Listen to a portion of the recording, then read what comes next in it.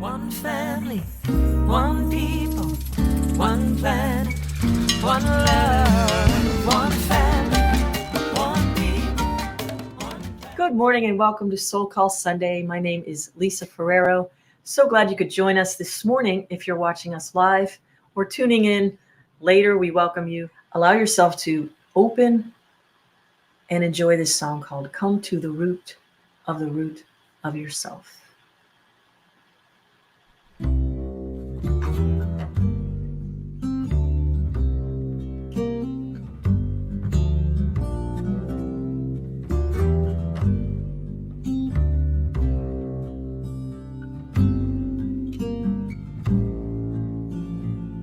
Don't go away, come near.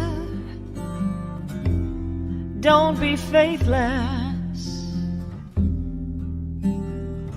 Find courage in the fear. Come to the root of yourself.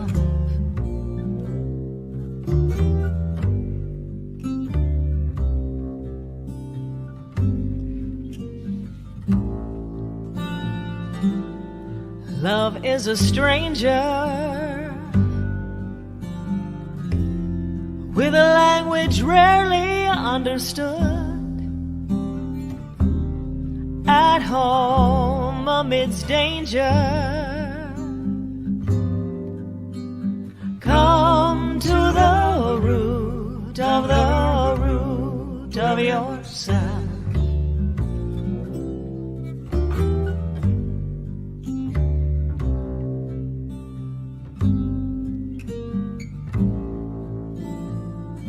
Get hold of selflessness. Your ego is left behind. A lover is made defenseless. Come to the root of yourself.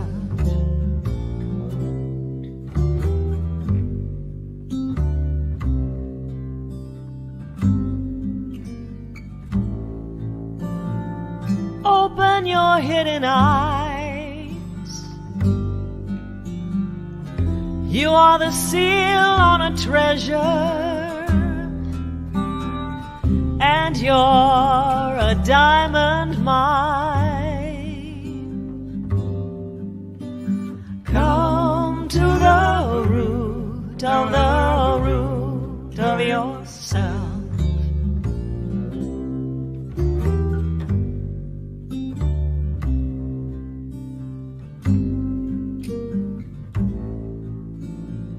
You've come from the presence of the friend, a little drunk but gentle, and stealing our hearts with that look so full of fire. Come to the root of yourself.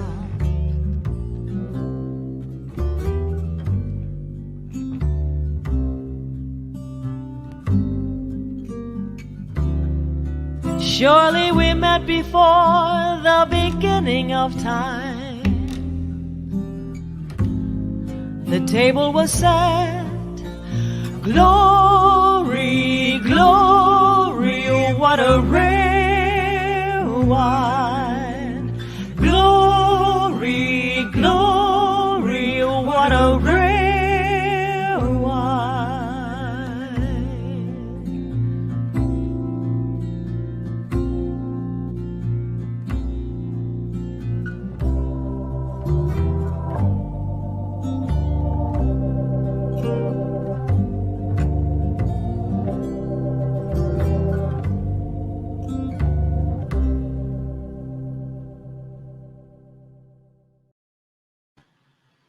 Breathing that in, exhaling, breathing in joy, taking another deep breath, breathing in joy. exhaling happiness. Breathing in joy, exhaling happiness. What if we were that dervish? You're looking at that tree root in the beautiful video Natalia Zuckerman created for us on that song. I was looking at the it reminded me of the dervish as it was filling in on the image as the roots were growing and the limbs were expanding. It's the first time I looked at it and saw it like that. It looked just like the dervish, which is the whirling dervish. And we are all dervishes. And that's, of course, a Turkish word, which means threshold. We are the threshold between worlds. So what if we inhale joy and exhale happiness, or inhale happiness and exhale joy? It doesn't matter. I call this I like finding things. Everything is in this dualistic nature of the planet, everything holds the opposites. And what I like to do with those kinds of things is I like to create what I call them infinity loops, infinity consciousness loops.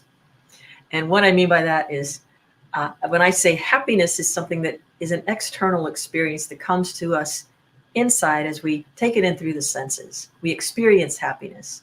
Joy is something that is sparked from within. However, they feed into one another.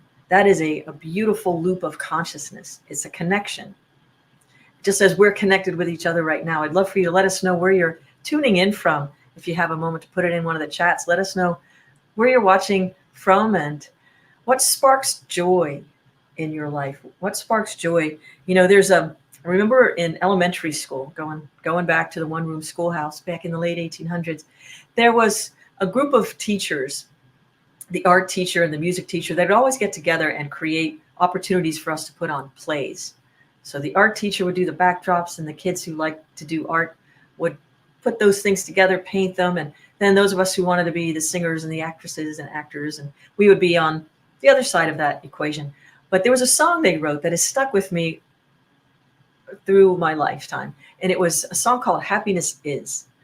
And the hook of the song was, happiness is different things to different people. That's what happiness is. Happiness is different things to different people. That's what happiness is. And it gave me a particular way of looking at the world from the lens of acceptance. And happiness is different things to different people. We're not all going to be happy with the same thing. As a matter of fact, we might not all be happy all the time. That doesn't mean that we can't have joy within. We can be eternally joyful, holding that bubble of joy within, even if a particular circumstance is not favorable. It's sleep is all right, no sleep is all right. Traveling long periods of time, remember that? I remember those days. Those were the good old days when you'd just be so jet lagged, where you'd arrive at a place and be so tired, but we'd be able to immediately pull from the joy within to feed the moment. We would present the opportunity for happiness to find us by kind of sending out the vibration of joy.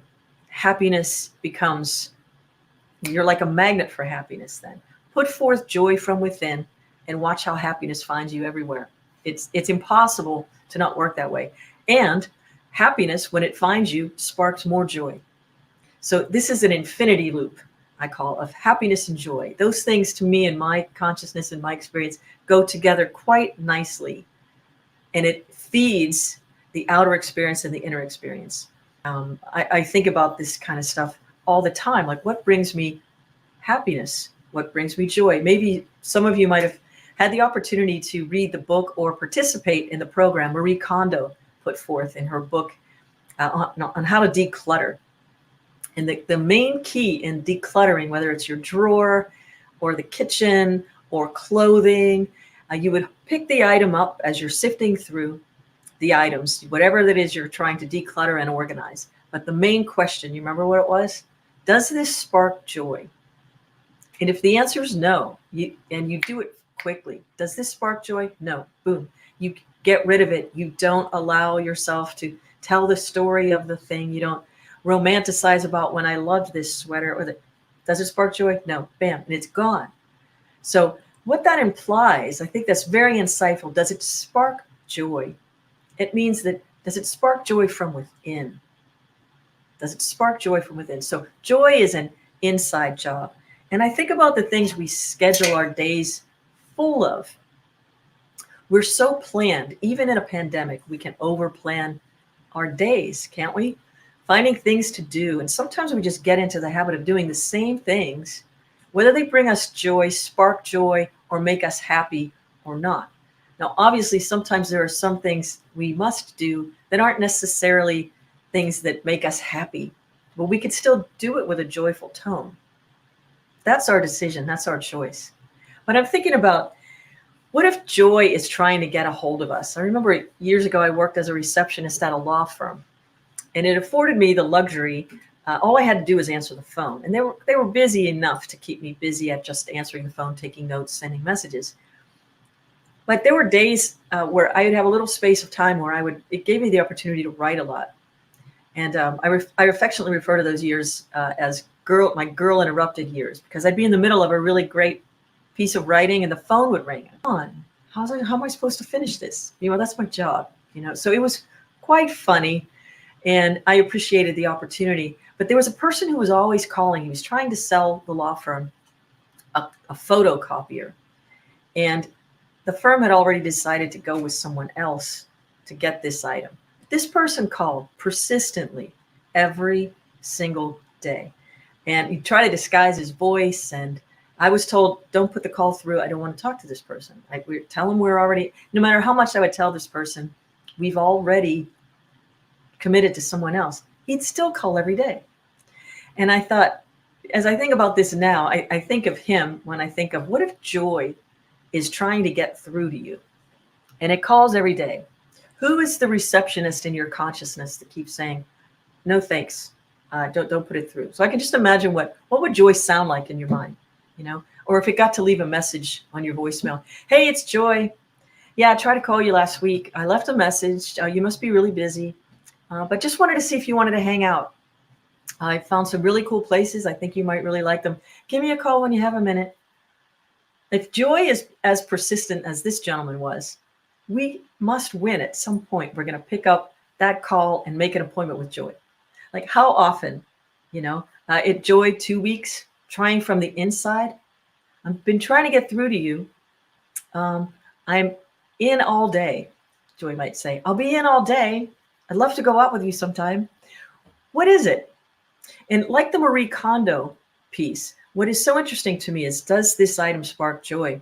From the inside, how many things or thoughts have we surrounded our bubble of joy with that it can't even get through to bring the other thing in that might make us happy? What do we need to release? What is not sparking joy in your life right now and keeping happiness from getting in? This cosmic game of Red Rover is what I would call it. Like Red Rover calling happiness over. But then you got your hands so tightly, or your dates so woven together, your thoughts. What are we bracing ourselves for that we're not allowing the experience for that infinity loop? Happiness and joy, and happiness and joy. And granted, like I said, even when our circumstances aren't particularly happy, we can still carry that center of joy. Master teacher Thich Nhat Hanh made his transition this past week. And one of his quotes of many, is, so many conditions of happiness are available, more than enough for you to be happy right now. You don't have to run into the future in order to get more. So where in your life can you see more happiness trying to make a date with you, take you out? What sparks joy? And have you ever caught yourself saying, well, I'm going, but I'm not really looking forward to it. I'm going to go, but I'm not really looking forward to it. What do we set ourselves up for when we make a statement like that? No matter what, I'm not going to have a good time. And then something surprises you and you think, I just had the best time of my life. So allowing ourselves to consciously set ourselves up for happiness and making that date with joy. Don't make joy leave text messages, emails, You can reach them by railway, trailway. How many different ways is it going to try to reach from the inside to get you to allow yourself to enable more joy? I mean, if you forget everything else, remember the path to your own joy. Sometimes we get caught in things, like certainly the work of Soul Call is a lot. And I love it. I love it all. And I take time out to do nothing, to remember that there's this place of peace where I just need to be. Maybe I want to write more. How do I create enough space to expand my joy into all the areas of my life? Wherever I go, I can show up as joy. I can show up as joy. In meditation, we can experience this bubble of joy. Yogananda says, from joy we've come, in joy we live. In that sacred joy we melt. Joy is our natural state of consciousness, our natural state of existence. And it's riding the highs and lows of life with a way to just keep them in a zone of calm. So the highs aren't so high and the lows aren't so low. I remember a number of years ago now, I was commissioned by Major League Baseball, the Pittsburgh Pirates, and the Roberto Clemente Foundation to write a song commemorating the late, great Hall of Famer, Pittsburgh Pirate, Roberto Clemente. They were going to unveil a statue at the All-Star game. Some of you know part of this story.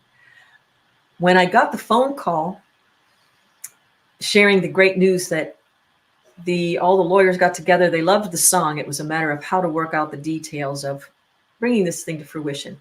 Got the call that it was already going to be brought to fruition. I needed to go down to the Pirates office, sign off on the agreements, and it's done. So I called my parents and I said, I'd like to come over to the house for dinner tonight. I've got some great news to share. Very excited. I arrive at the house for dinner and I share with my parents the good fortune of I got it. It's going to happen. I'm going to be doing this thing. I'm going to sing at the unveiling of the statue at the All-Star game. And it's so exciting. They were very excited. But then my father looked at me and he said, be prepared for the worst. I thought, what the heck does that mean? And my mother's like, Joe, don't say that. He said, no, I don't mean it's not going to happen. I just mean be prepared for the worst. And I sat back and I thought, my father was not a man of many words. And coming to America from Italy as a 12-year-old, did not have much in Italy at all. Then he got here and fought in World War II. And I started to think about where this comment would come from. It didn't offend me as much as it made me curious about be prepared for the worst. At my happiest, I was very happy about an external circumstance that brought me joy from within. But his point was this external experience that brought you happiness, that sparked the joy from within, is an experience that's ultimately beyond my control. And he was right. It's beyond my control. So what if something happens in the process? This isn't negative thinking, by the way. It's the awareness of don't get too caught up in an external stimulation of happiness, because it's the external things. Happiness is external. Joy is eternal. Happiness is external. Joy is eternal. That's one of my new quotes. It'll be in our calendar next year. That's what he was saying to me. Have more joy inside and don't allow your joy and happiness to be conditioned on things that are ultimately beyond your control. If they called tomorrow and said, you know what, all of a sudden we forgot about this piece, and he was preparing me for that, even though it didn't happen. I ended up doing the song, singing it. It was a wonderful experience all the way around. I think about this often now. Happiness is external. I can do without anything. And my joy is forever mine, eternally. That eternal state of bliss. So let's take a moment to create an experience for ourselves. So if you feel comfortable in your own house, I would imagine you would, or wherever you are, close your eyes and bring to your heart's mind, bring to your consciousness something that sparks joy. Is it your pet? Is it a song? Is it a meal? Is it a place? Is it a painting? Is whatever it is, just allow yourself to feel it and imagine it as a white bubble of light inside your heart, in the middle of your chest, in your body. Then take a deep breath as if you have a nose on your heart and inhale into that joy. And as you inhale into the joy in the center of your heart, allow it as if you're blowing up a balloon with each inhalation to expand, to cover your entire body in a joy bubble that is pure white light. Feel the joy teeming in all of your cells. It's almost like it's tickling you from the inside in a most delightful, calm, energized way. And as you exhale, keep the white light energy in your entire body cavity. And then take another long inhalation. As you breathe in through the nose on your heart, feel that bubble expand in a perfect circle around your body, at least 6 feet around in a perfect circle. You are now permeated with light. Your entire body is a pillar of light, placed perfectly, poised and blissed out in a bubble that is a perfect 6 feet all the way around. You are the center of a 6-foot bubble of joy. Now imagine yourself all of a sudden lifting off as if you were being, blown through the hole of a bubble machine. Imagine if you're just floating from place to place and everything you bounce into, you spark. You are the happiness bubble that sparks the joy in someone else or a situation. Imagine yourself floating into a room as a bubble of joy. A breath of fresh air and a bubble of joy. Here she comes. Here he comes. Here they are. Rumi would refer to this kind of a feeling as the band of drunkards. Here they come. They're so happy all the time. Drunk on that eternal nectar of joy found at the root of the self in the soul. Now, take one more deep breath, enjoying this feeling. And as you exhale, allow that bubble to come all the way back into the body. Now you're just a solid pillar of light. Giving great thanks for that expanded experience. Taking another deep breath, and when you exhale, allow that bubble of light to be right over the heart center of your beautiful body. And giving great thanks. Take another inhalation, and on the exhalation, allow that body to just become, that ball to just become a bubble, the tiny bubble of laughter, which is eternally poised and ready to present an opportunity for more joy and more happiness, to create an infinity loop of happiness. This is something you can do anywhere. If you're sitting in your car waiting, if you're in a waiting room waiting, if you're standing in line at the grocery store, what if you transform your consciousness into this bubble of light and laughter? Another Yogananda quote, I, a tiny bubble of laughter, have become the sea of mirth itself. Take that call from Joy. Respond. Even if it's Joy McPherson from California, take that call too. That's always a good time.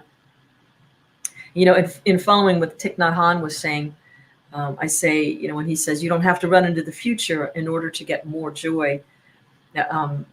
Something I like to say is the presents are in the present. The presents are in the present. So look for the gifts of joy in the world where you are right now. It's all we have, and it's more than we need if we learn to experience by choosing more joy. We're doing a class. It's a 4-week experiential workshop on trauma and spirituality, and creating the experience of following your neural map, like the map of your own nervous system. Each one of you will do this differently. Those of you who are coming to the class, it starts February 1st at 7:00 p.m. And you can sign up now and get the link. And it's more of an experiential practice of learning how to utilize being aware of your nervous system, your own personal wiring, and how to create and bring the feeling of safe, connected, grounded from a situation that might present that is not happy, bringing forth the joy and neutralizing the situation with the joy to feel more safe, connected, and grounded. It's an actual experiential workshop, not a lot of talking, and it's going to be you centered on you, not a lot of sharing. It's you centered on you. So if that kind of stuff scares you, I just know that there's nothing, it's not shadow work. It's nothing like this. It's understanding your own wiring, your personal neural connections, your pathway, and to experience more of the joy, more of the presence in the present moment, and how to get control of the thoughts so that we're always inviting more happiness from the magnet of our joy. Become a little joy magnet. So practice that meditation. And so in closing today, just remembering things like joy doesn't give up right away.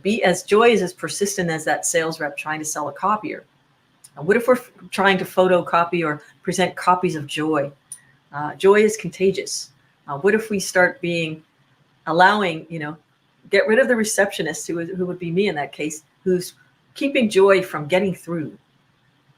Hire somebody new who allows you to take that call, go on that joy date, participate with the happiness that is right in the moment. What does joy have to say in this moment? If you can't find the joy, pause and practice the experience we just practiced together. Think of the thing that sparks joy. Marie Kondo, spark that joy. So joy doesn't give up right away. So keep that in mind, and it never goes away. Happiness is external. Joy is eternal. And pause to assess what is at play in your life. What's at work in your life? What's at play in your life? Every once in a while, it's a really good idea to just put things on pause and observe. What's going on? Where am I spending most of my time? How do I feel? Do I feel safe, grounded, and connected? How can I feel more safe, grounded, and connected? Join us in that experiential workshop, but also create more joy. Come to the meditation class on Monday. Find that bubble of joy.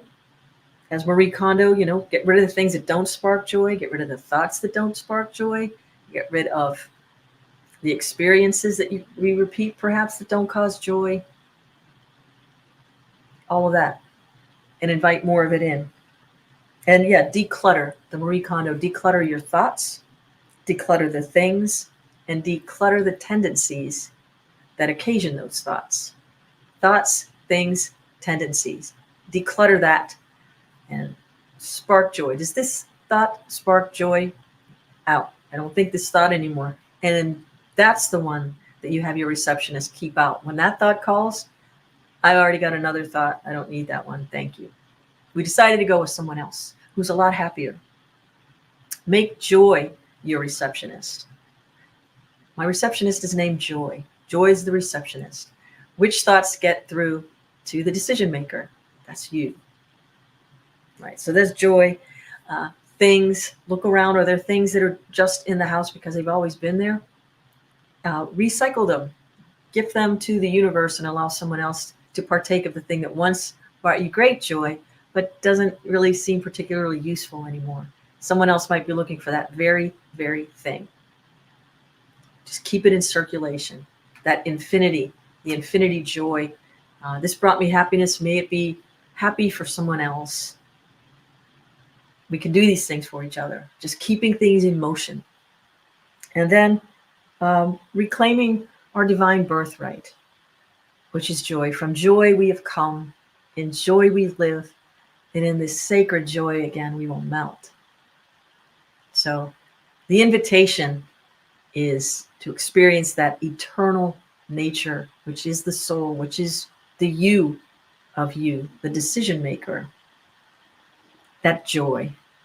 Keep joy as the opportunity for your receptionist is named Joy. Keep that as the fundamental goal and declutter the rest of the things.